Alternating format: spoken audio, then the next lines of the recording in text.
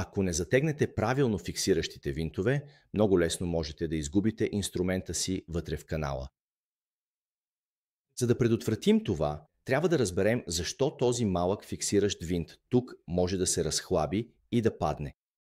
Простият отговор е, че когато гъвкавият вал се върти и накрая му има инструмент, той е подложен на много вибрации, а тези вибрации, тези отделни удари в стената на тръбата, в крайна сметка карат малките фиксиращи винтове да се развият естествено и те ще паднат така и сега има един фиксиращ винт по-малко, който държи този инструмент към вала. За да предотвратите това, вземете си нещо наречено течен фиксатор за резби.